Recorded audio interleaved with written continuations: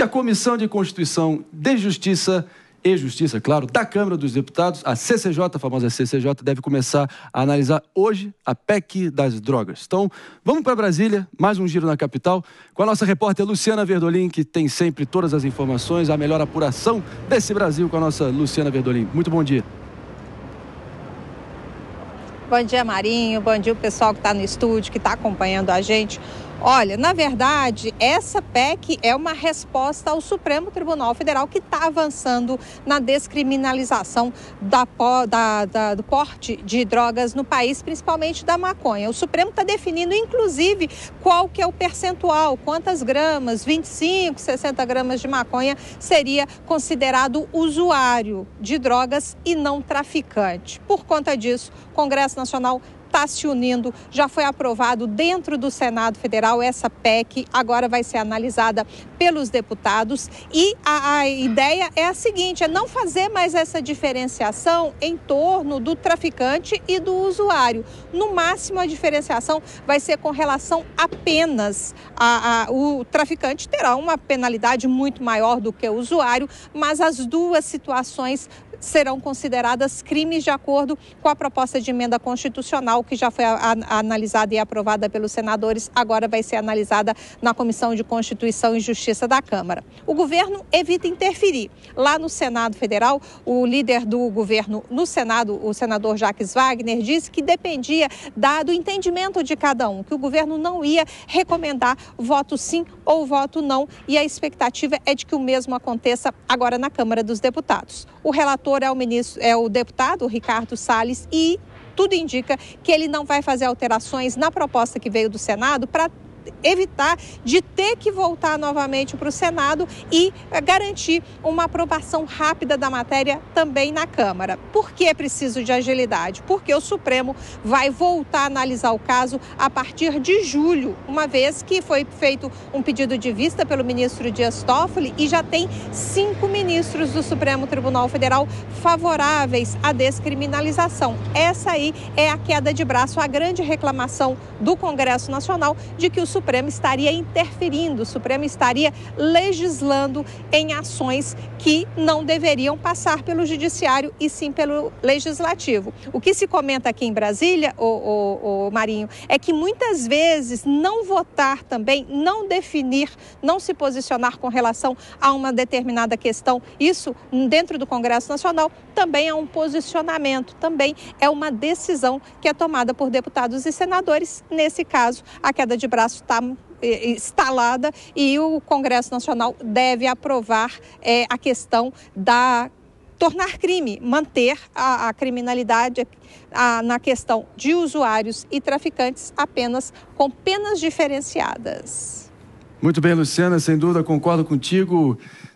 Muitas vezes o silêncio, a omissão para alguns, a abstenção para outros também pode falar volumes e deixar um recado muito claro, mas a gente vai estar acompanhando como todo mundo vai se posicionar diante dessa discussão toda. Obrigado, Luciana. Seguimos juntos.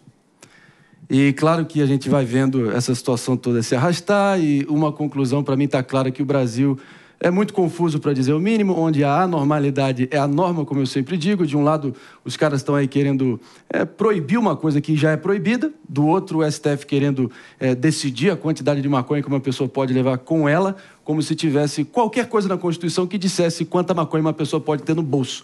Acho que essa fica como uma questão para você, capitão Telhada. Como é que você está enxergando essa discussão? Bom, na minha concepção, ministro do STF não representa a vontade do povo. Ministro do STF não teve voto para estar lá. Ele foi indicado. Portanto, sim, essa questão toda se iniciou, essa queda de braço, com o STF, com ministros querendo legislar sobre o tema. E acredito, julgo pertinente e acertada a questão de tornar o crime do porte de droga, porque é crime, que fique claro. Sempre foi crime, continua sendo crime. Ele não é apenado com prisão, mas portar droga, estar na posse de droga é crime e, uma vez sendo elevado a sua colocação na Constituição Federal, torna esse posicionamento mais rígido e evita mudanças futuras na legislação. Então, faz frente à decisão do STF e o Senado já aprovou. Acredito que será aprovado também na Câmara dos Deputados Federais, que sim, Esse sim representa a vontade do povo. E o cidadão brasileiro, que é conservador, não quer a liberação das drogas e ponto final. Boa, Telhada. A gente tem também um tema que está nesse sentido, né? Que a gente vai estar trazendo também sobre os desdobramentos no México. E a gente vai estar entendendo todos os detalhes já aqui no Morning Show, 10 horas e 47 minutos. Mas, claro, quero abrir a discussão aqui também. Pepe, quem sabe um contraponto? Especialidade da casa. Fique à vontade. Marinho, é um atraso, né? Infelizmente, essa postura do Congresso Nacional, capitaneada pelo Rodrigo Pacheco, presidente do Senado Federal, é um atraso. Ao invés de discutir políticas públicas efetivas, né, para combater a violência, para diminuir a questão dos viciados em drogas, a gente fez populismo penal.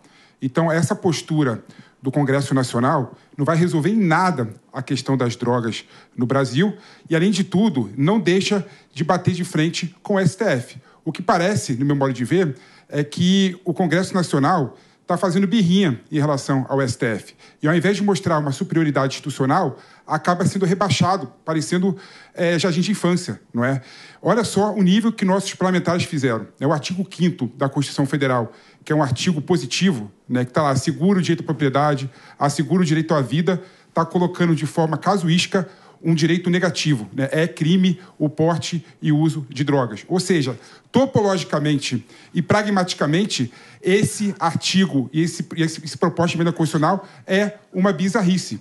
O fato que não se resolve, infelizmente, é que não vai reduzir a violência e vai fazer com que mais pessoas sejam levadas à prisão de forma injusta. E quando eu falo que mais pessoas vão ser levadas à prisão, mais negros e pobres. Porque quando você pega o relatório do CNJ, né, a autoridade policial define que é usuário e que é traficante de acordo com a cor da pele e nível de escolaridade da pessoa. Então, é um atraso que esse Congresso Nacional está fazendo em aprovar essa proposta de emenda constitucional.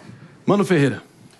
Eu estou com o PP nessa. É um absurdo. Essa proposta é completamente populista. A técnica não trata do tema. Por que o Supremo Tribunal Federal está julgando essa questão? Porque hoje, por previsão da lei de drogas, há uma desigualdade diante da lei. A lei de drogas, por vontade do Congresso, fez uma diferenciação de tratamento jurídico entre o usuário e o traficante, mas foi mal feita e não deixou tão claro o que deve configurar a conduta de um traficante e de um usuário.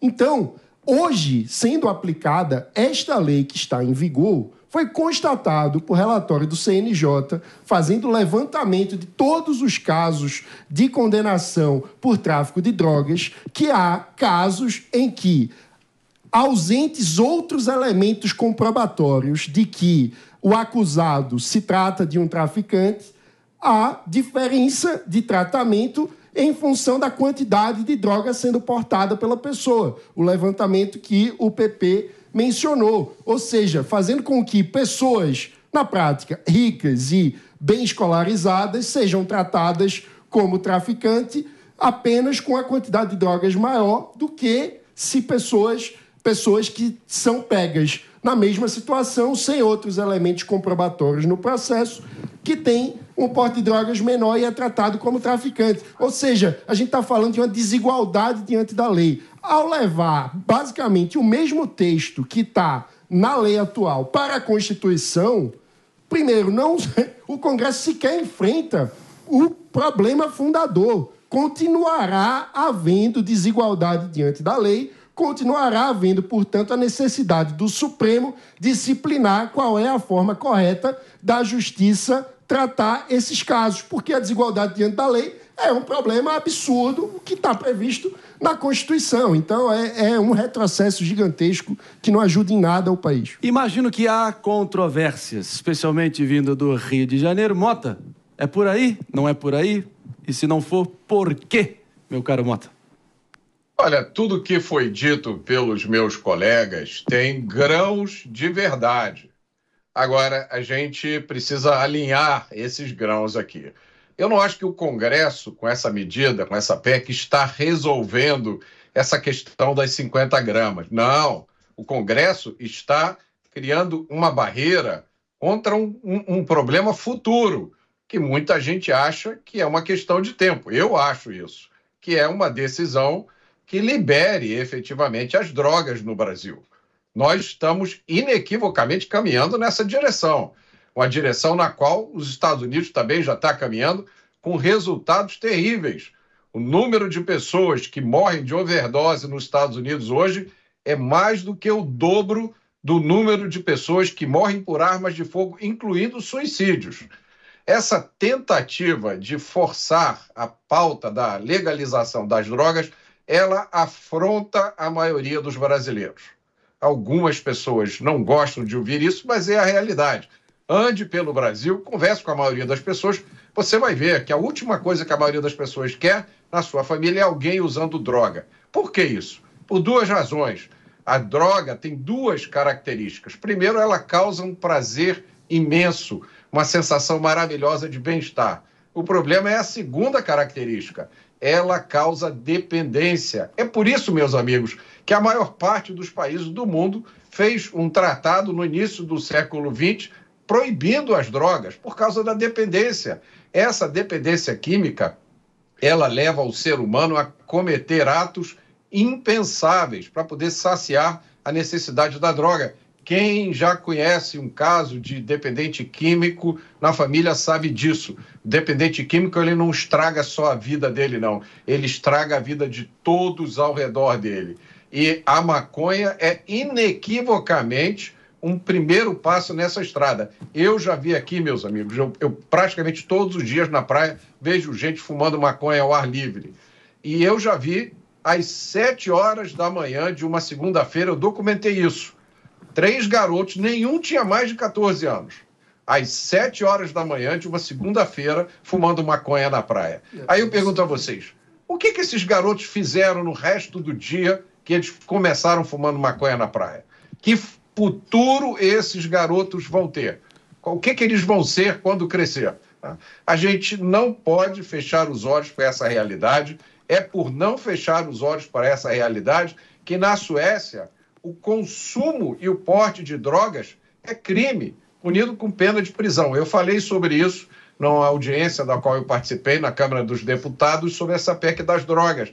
A gente não pode fechar os olhos para essa discussão, porque pauta de liberação de drogas é pauta de playboy da Zona Sul, que quer poder fumar o seu baseado sem incomodar ninguém. Vá numa comunidade pobre, converse com os pais e mães que lutam para criar os seus filhos de uma forma honesta, decente, sadia.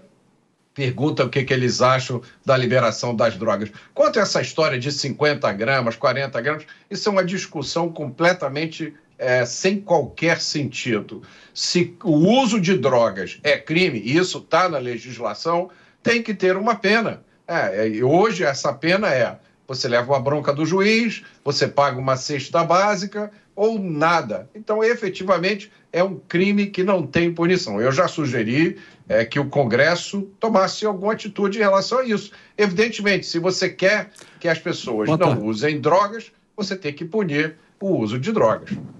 Bom, a Mota trouxe vários ingredientes aqui para a gente destrinchar e seguir estimulando a discussão. No momento que eu vou pedir um rápido break para você que está nos escutando aqui no Morning Show, 10 horas e 55 minutos, sua dose matinal de muita informação com entretenimento, jornalismo com humor, sempre aqui no Morning Show. Fica com a gente, que o melhor está por vir.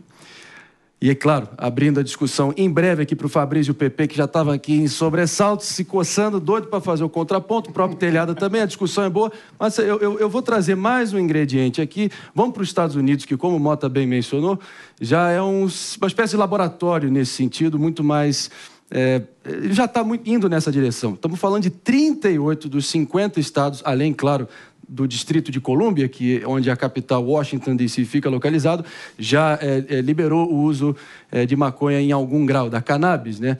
Em 18 estados é apenas puramente medicinal, em outros 20 também de forma recreativa, além, claro, do medicinal.